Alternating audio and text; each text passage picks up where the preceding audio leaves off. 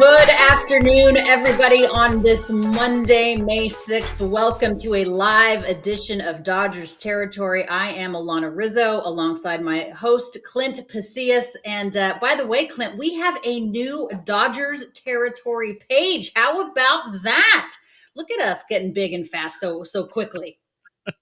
At some point you have to leave the mothership, go and spread your wings and fly a little bit. So guys, make sure you subscribe here on YouTube. Of course, we still have the Apple podcast, iTunes. We still have all the podcast feeds in place, but we'd really appreciate it if you subscribe over there. I believe we'll be live on that channel on Thursday. Yeah, like, join, subscribe, all of the things. Clint, before we get into the big ticket, is there something that you think the Atlanta Braves need a bigger one of? Perhaps a bigger measuring stick, a bigger ruler, longer ruler. If this was a measuring stick series, still very early in the season, but the Dodgers got the upper hand in that one. Yes, they did. It's a 3-game series. I see you smirking because I know where your disgusting head was going, and we're just going to move on from that. Questions for Blake Treinen, anybody? Because he is coming up on the show. Blake Treinen off of the IL, back on the mound, and right here coming up live in a few minutes right here on Dodgers Territory. So load up the questions in the chat for Blake. And Clint, how about you and I get to the big ticket?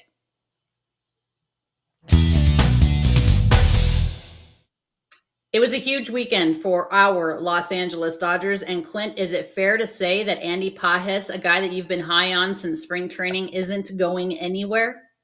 You got a 4-hit game. It was the first 4-hit game of his career. You got a walk-off in there, backs it up with a 2-hit game, 6-hit series, hitting .319 on the season, yet somehow still flying under the radar nationally, in my opinion. The Andy Pajes truthers rise because this dude, I said it tongue-in-cheek a few weeks ago, maybe even a month ago, that this guy could be a savior for the team, but he changed a lot of things once he came up and kind of some things started clicking. It has been very fun to watch this kid.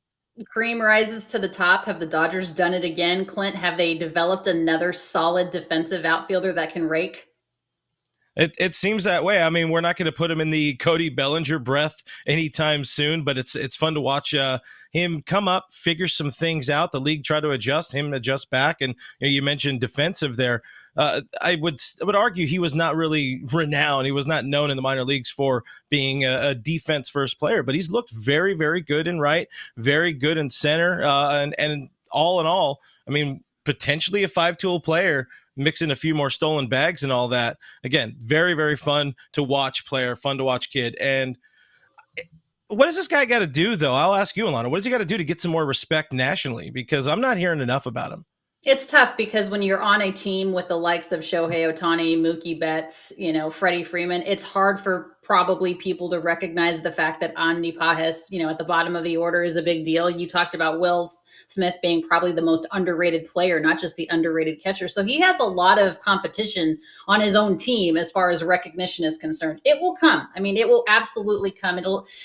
Remains to be seen what he can do for the remainder of this year. Obviously, when they make it to the postseason, what is he going to do there if he's still on the big league roster? But you'd be hard pressed to see him not on the roster. So it'll happen, Clint. Calm down. Your boy, Andy Pajes, is going to get some national attention. Do not worry about it. One guy that has international acclaim, Shohei Ohtani. What a week for this man. My goodness, what a weekend for him. Continues to hit bombs, continues to basically lead in every single offensive category. Yeah, this guy's pretty good at baseball, huh? It's a very, very fun to watch human being, destroys baseball. Some of these baseballs have families, Shohei, so he does have to worry about that. He's also just doling out cars. We'll talk about that in a second, but leading baseball in hits, doubles, homers, batting average, slugging, on base plus slugging. You got weighted runs created plus in there, I believe, if not OPS plus for sure. This guy is very good at his job. And it was one of those questions we had. How good would Shohei Ohtani be if he was just focusing on one thing? Well, we're seeing it early in the season when he's locked in.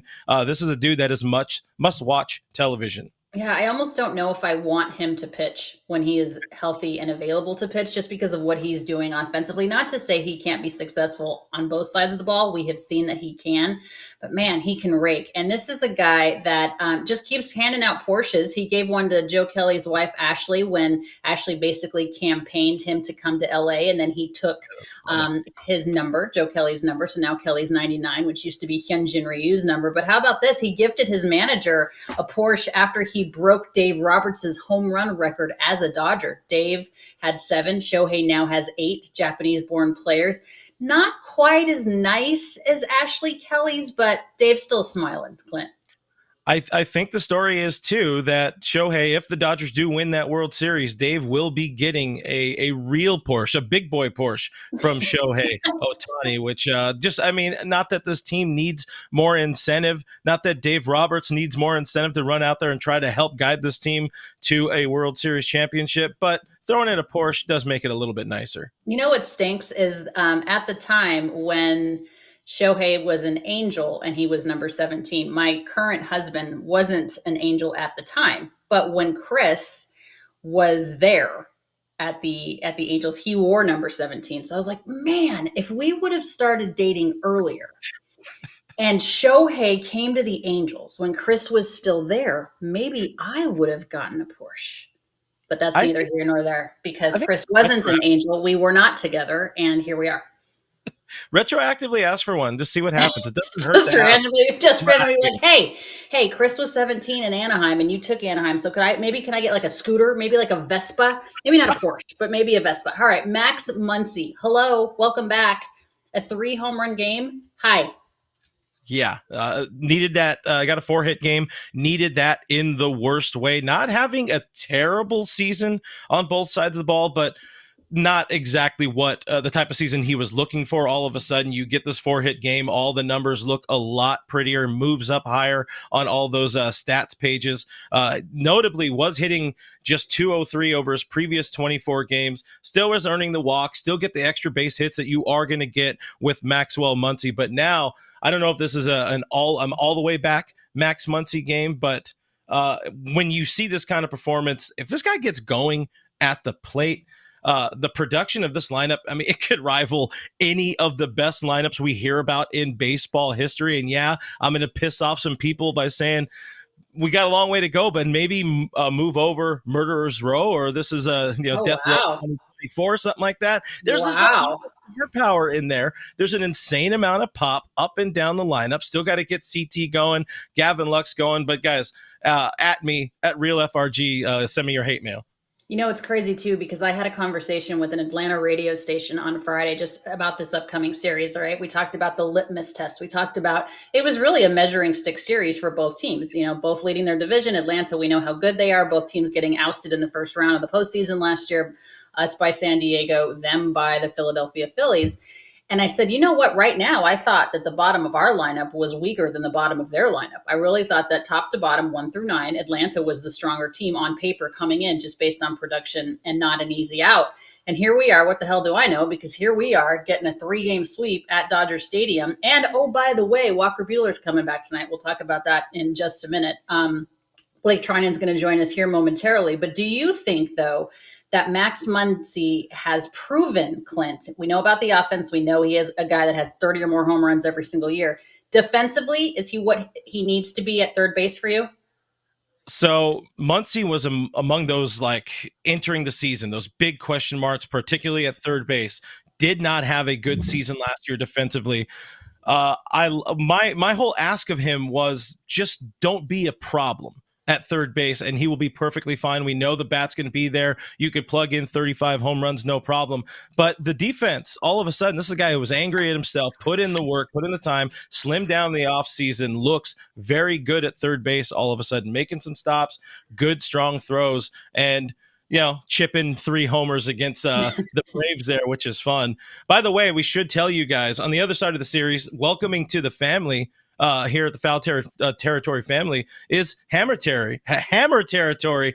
I'm rushing through it here because it's cool. I love what the FT fam is doing. We're adding more pieces to the puzzle. People wanted all 30 teams to be covered by FT, and I guess we were the stepping stone to getting more teams out there. But they cover Braves baseball like nobody else. So a new episode did drop last night. It's I guess therapy session for Braves fans or Dodgers fans want to gloat. Go give it a listen. Give it a follow on your podcast platforms. Yeah, Hammer Territory, of course, covering everything Atlanta Braves after Hammer and Hank Aaron, of course, hosted by Brad Rowland, Scott Coleman, Stephen Tolberry. I can't see you guys. I can't even see my own writing. And Sean Coleman. So welcome. It's available wherever you get your podcasts as well. Hammer and Territory, welcome to the Foul Territory family. And speaking of welcoming to the Foul Territory family and the Dodgers Territory family, Blake Treinen off of the IL, right back on the mound. A beautiful eighth inning, 11 pitches, 1K. Blake, it is so good to see you. Man, that's the way to make a statement coming off the IL. I mean, by the looks of it, it looked like you felt great out there, but you had everything working. Tell us more about it. I wouldn't say I had everything working, but it was good enough. Yeah. Honestly, just a blessing to be back. It's been quite the journey. I've learned a lot about myself through my family and through my faith. And this is just the journey God has me on, and I'm grateful to be back. I mean, we've got a phenomenal team, and to be able to go out and face the guys I did last night and see some success, it felt good. Sorry, I thought Alanna was going to go right there. Yeah, talk more about that journey. That's our bad there. We're hearing random noises too. It's all part of the fun of live, but obviously very, very long journey back. I'm sure much longer than you ever would have hoped or anticipated. Talk a little bit about that, the struggles. Like, do you at some point think about just hanging up the spikes and all of that? I'm sure you went through just about everything to finally get back to this point. I never thought about hanging out my spikes. Had a real conversation, with my wife, and then prayed about it and just kind of asked God one time, like, how long do you want me to play? And, he gave me a number, and at some point down the road, I'll talk about that. But I'm just believing that there's more for me in this game, and that God's going to use me in a bigger way through the Dodgers organization. And, you set goals for yourself. I was hoping to be back last year, and I worked hard for it. My body was in good shape. I was throwing well, but I never saw the gains that I needed at the end.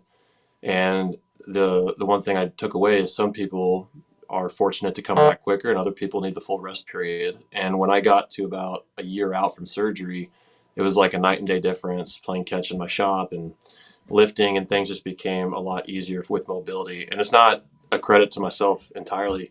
I've had a lot of good people with our training staff and rehab aspect. All the people involved there were like Greg Brajas, Jonathan Erb, Thomas Halbert. And then back home, I have a phenomenal guy named Randy Castle and a friend, Jake McFarland at APEC, Adapt Sports in Kansas City. They've all blessed me with tools to get my body in the right position. And just having the extra time through the off season and being able to lift and get strong again blessed me with a foundation to try to get back to where I needed to be this year. And then spring training was kind of an unfortunate turn, but so goes baseball. So just grateful to be back. Blake, you had mentioned that not everything was working, but when I was looking at you pitch that eighth inning, the movement on your pitches was disgusting. You had the movement, you had the location, you had the change of speeds. That is such a deadly combination. So take me into your head. What wasn't working? Because from outside looking in, my goodness. In the moment, I felt fine with it. I was a little frustrated about falling behind Kellenic, trying to be more in the zone and do sweet contact early. And if it gets me to a strikeout count, then obviously take my shots. But I wasn't too thrilled about my sinker. It is a little bit weird. Maybe I was too much energy and amped up for the moment that I kind of can't decide myself. But I executed what I needed to, and Barnes was great back there, and the defense was awesome behind me. So we're perfectionists, and you play the game for as long as some of us have, and you start finding ways to get better because we're never a perfect version of ourselves. Obviously, I'm super excited about how yesterday went, but I still know that I need to be a little bit better. So the first one's out of the way and just trying to build off of it. Yeah, build off of it for sure. And you come back at a time where it seems like it's just been a struggle for this team, particularly the bullpen. they get you back. You lose Evan Phillips, unfortunately, to the IL. Should be a short stint, but can you speak to just kind of the kinship there in the bullpen and everybody? I would say sort of pulling for one another when somebody does, go down with an injury. Yeah, I mean, sports at the professional level can be brutal sometimes.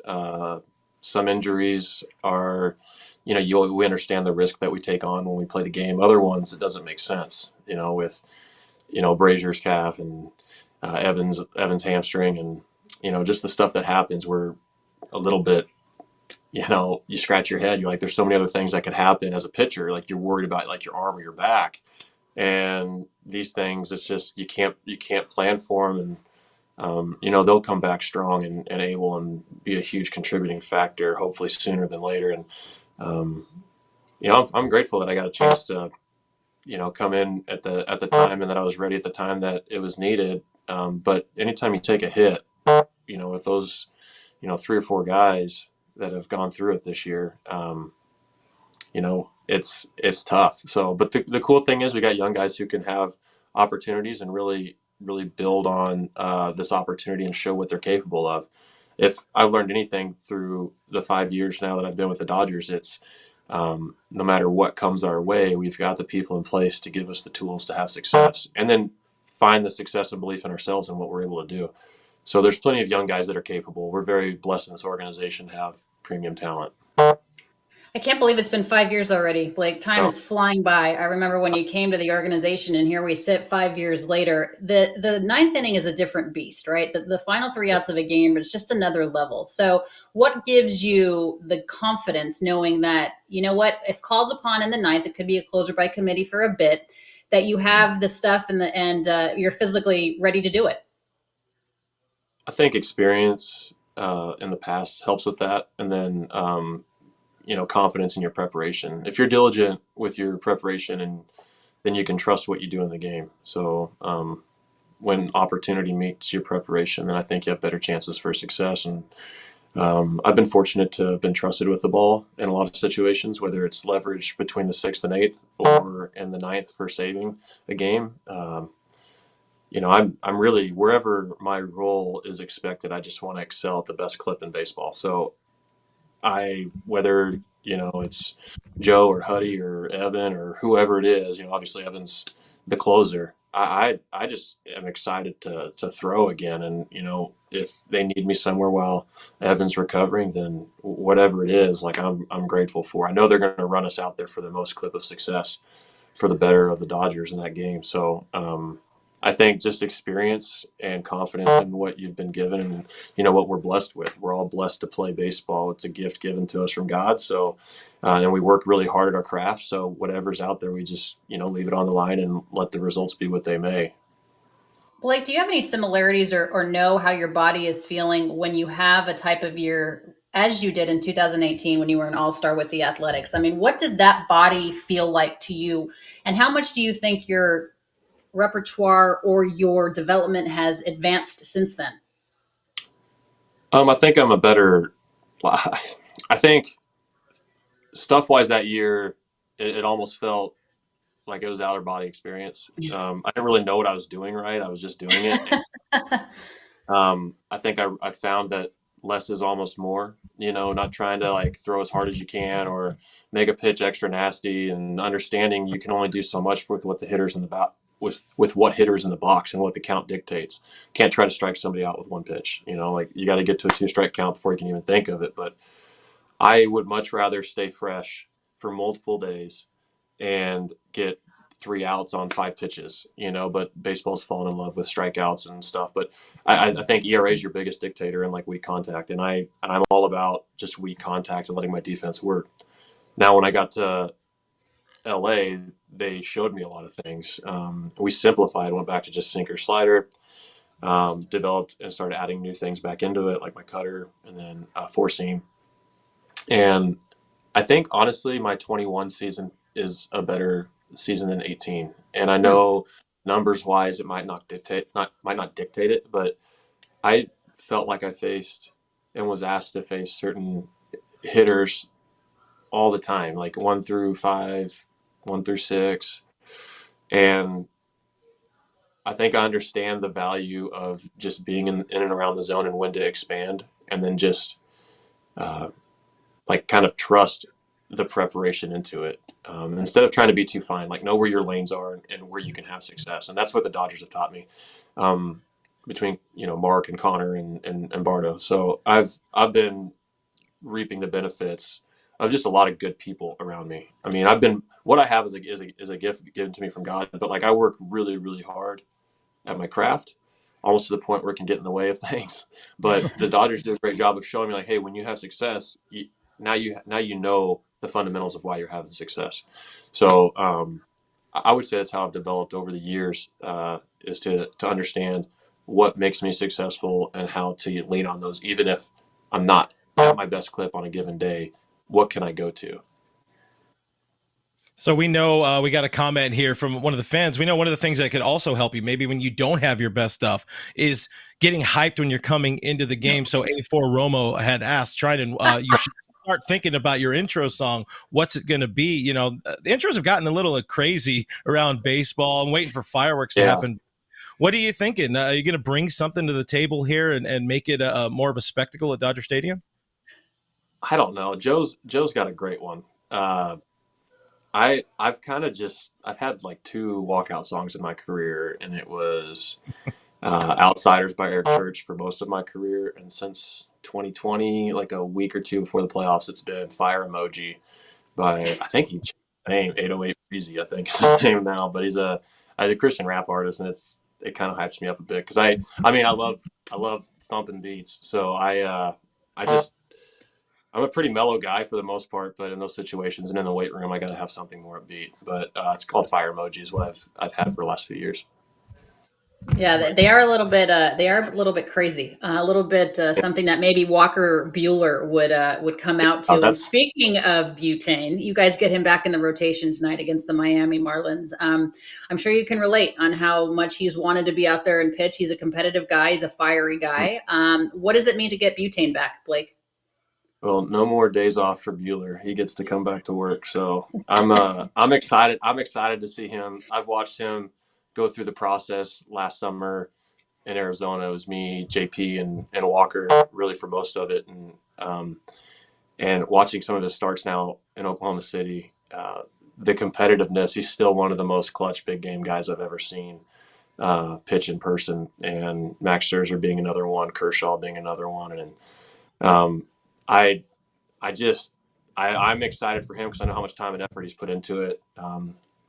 And tonight I think it's like a dog's been in a cage for so long, and maybe the gate. And so we'll see what Walker has. And it'll be good because he's looked pretty dang good in his rehab starts.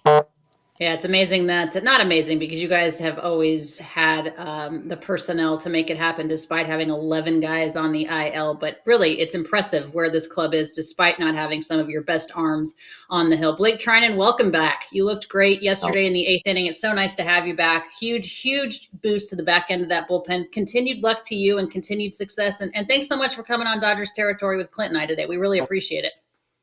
Honors mine. Thank you for asking me. All right, Blake Treinen in the Dodgers bullpen. We always appreciate that very much. All right, time now for Behind the Seams, Clint. And we talked a little bit about it, but here comes Walker Buehler. Let's do it. Expectation level? I mean, let him go as long as he can go, or are you thinking, 5 innings, 6 innings, 80 pitches? What do you think's going to happen tonight? Yeah, I mean, if you can get him into the sixth, that'd be pretty damn impressive. It is the Marlins, so it's not out of the realm of possibility, but leave him with a good feeling coming off the mound. Leave Dodger Stadium, giving him a standing ovation and all that. He can earn that very easily just by showing up. It's been a very, very long time, nearly 2 years since we've seen Walker F. and Buehler on the bump there. So just keep the bar low, have some fun, and try not to hurt yourself. I think that's what really everybody needs to look forward to with butane. But I'm expecting a lot. I don't know that he can keep the bar low. That's the problem with Yeah. Walker, right? It's so Yeah. hard for him just to kind of like just go slow. He only knows 150 miles an hour. So what do you need to see from him? I mean, the goal, right, is to get out of this outing healthy. But what do you need to see stuff wise to know that butane on the way back. Well, number one, we need to see the tight pants back. That's an important. That's an absolute not with these uniforms, bro. Not with these uniforms. Wait till they go back to the way that they used to be. I don't need to see that. I don't. Give the fans something to look forward to, something else to look forward to. I don't know. No. They have a giveaway day. If not, they can give away. Well, I'll walk away from that. But what you need to see from him is, as Dave Roberts would say it, just strike the ball, hit your locations. He doesn't need to throw 98, 99 anymore. Really, what they're trying to do right now, great piece dropped today in the LA Times from Jack Harris talking about the mechanical changes they've kind of adjusted with Buehler. Everything is focused on no more injuries. You do not want to have him blow out the arm again. Of course, he's already two-time Tommy John surgery guy. You don't want that again. So they're trying to get him more into that back leg and let the body work for him more. But don't overthrow. Don't let the adrenaline get to him. And I think he will be okay. It's going to be hard, though. I tell you what, though, he was on there was a picture of him at Dodger Stadium the other day when he was on the hill. And I know that he's into weightlifting. And I know you're talking about the lower body and the load and everything. But his arms, the guns are ridiculous. It's like sun's out, guns out. I swear he's lifted a ton of weight. He looks completely different. He's like growing into his body, if you can say that. And I can say that because I was there when he got called up and he was just a baby.